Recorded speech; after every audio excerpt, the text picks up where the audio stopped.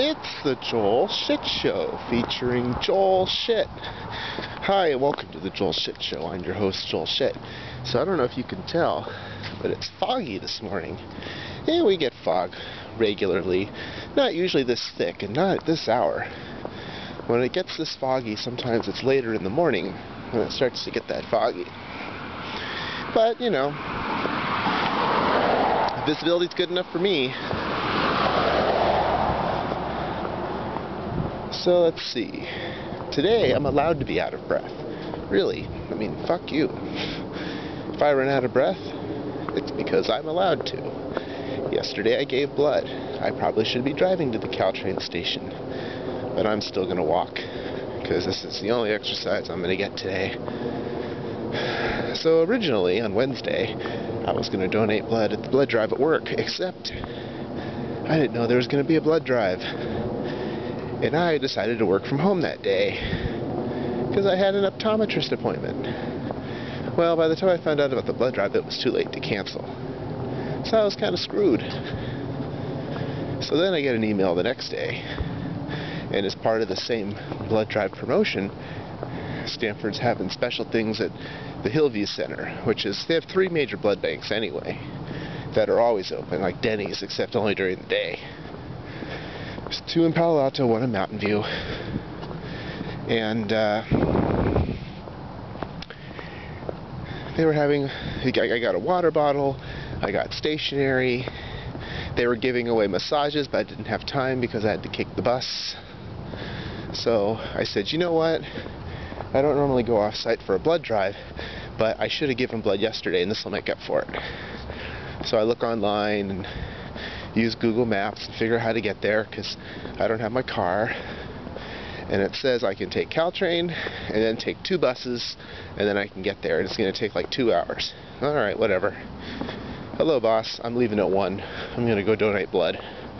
So, walk to the Caltrain station. Get on Caltrain, which was late. Miss my connection, but I get the next bus. And then I have to wait for the bus to go to the VA hospital, which is the closest one to the Stanford Blood Center. And guess what? That's right. The bus is 15 minutes late. So it didn't matter. But there's some good things to come from it. For example, the transfer to the 88 from the 522, that's at a Raspadero in El Camino. Well, guess what? Hallmark Staffing is there. My friend's an office manager there. I haven't seen him in a long time. Used to visit him a lot when I was unemployed. He helped me with my resume. He got me my job at Yahoo in terms of quality of resume. My friend that works here got me the job, but his resume is the reason why I got in. So, hooray to both of them for what I have now. So, stopped and spoke with him for a while. How things are going with him. He's doing alright. It's nice to see him. And then I go to leave to go to the bus stop. He asked me how the show's doing. Everyone always asks me how the show's doing. They don't watch the show. They just ask me how the show's doing. It's like, well, if you watched it, you'd know, wouldn't you? But that's okay. I'm the first to tell them, don't watch until October. The episodes suck right now. The episodes are not so good. You can still hear about what's going on, but you have to deal with my heavy breathing and everything else. Not very exciting. So, I get on the bus, get off the VA hospital, walk to the Hillview Blood Center, and I look up and what do I see? A Marguerite shuttle. Oh, duh. There's a Marguerite shuttle that goes to the VA hospital, and I forgot about it. Because I never take it, I never need to be there, and Google Maps does not include the Marguerite shuttles when it comes to finding out how to get places. And I forgot that that shuttle goes there. Because there's no Marguerite shuttle that goes to Redwood City where I work. That would be too easy. So anyway, god damn it. So it didn't have made a difference. Caltrain comes once an hour. I would have had to take the same train anyway, but I wouldn't have had to wait half an hour for the bus in Palo Alto. Except, then I wouldn't have got to see Adrian. And if I had known Adrian was there, well, I might have done it anyway. I don't know.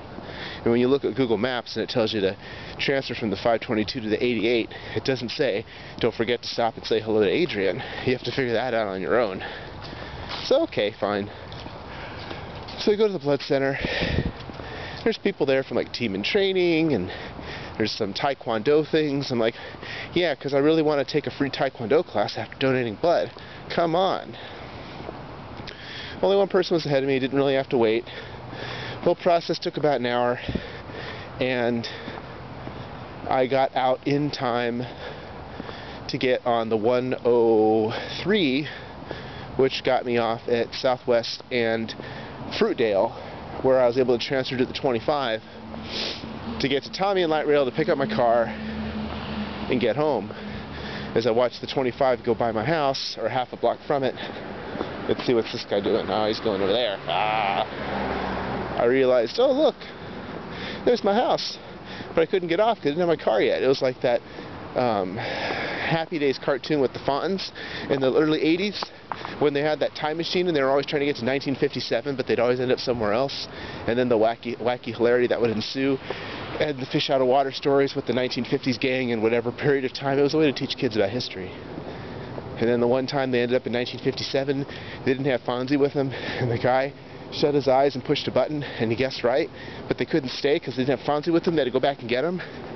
That's the show I'm talking about. Those were the days. So anyway, I had like 9 cookies and 18 sandwiches, and I ate lots of food, and had a Kern's Peach Nectar. Kern's Nectar has high fructose corn syrup in it now. It's just very depressing. Wish they didn't do that. I'm not able to drink them anymore.